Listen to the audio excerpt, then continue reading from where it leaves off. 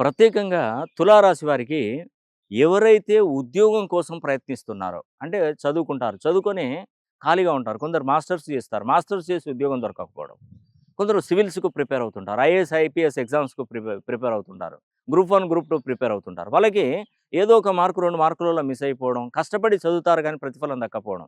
ఇలాంటి వారికి కేవలం తులారాశి వారికి మాత్రమే 2025 సంవత్సరం నుండి 2027:30 వరకి, అంటే 28 వరకి, సుమారుగా 2.5 సంవత్సరాలు శని 6వ స్థానంలో ఉన్నాడు కాబట్టి యోగిస్తారండి.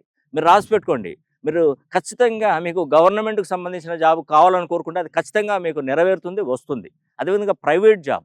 ప్రైవేట్ అంటే సాఫ్ట్‌వేర్ ఇండస్ట్రీలో గాని, కొన్ని కొన్ని ఇండస్ట్రీలలో కూడా జాబ్స్ చేయాలని అనుకున్నటువంటి వారికి, జాబ్ కోసం మీరు ప్రయత్నిస్తున్నటువంటి వారికి ఈ 2.5 సంవత్సరాలు మీకు యోగిస్తుందండి. దానిలో ఎటువంటి సందేహం కూడా లేదు. కాబట్టి తులారాశి వారు కాస్తో కూస్తో ఫస్ట్ మీ పేరులో ఉన్నటువంటి సంఖ్యాబలాన్ని మినిమమ్ కొన్ని డిగ్రీస్‌లో పేరు బలాన్ని పెంచుకోండి.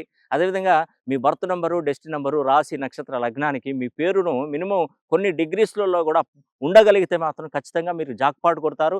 ఈ 2025 ఉగాది నుండే మీకు మంచి రోజులొచ్చాయండి. మరి స్వాగతిస్తున్నాను. ఖచ్చితంగా మీరు ఇంకా బాగుపడాలి, ఉన్నతమైనటువంటి పొజిషన్‌కెళ్ళాలని కూడా ఆ భగవంతుడిని ప్రార్థిస్తున్నాను. సర్వే జనా సుఖినో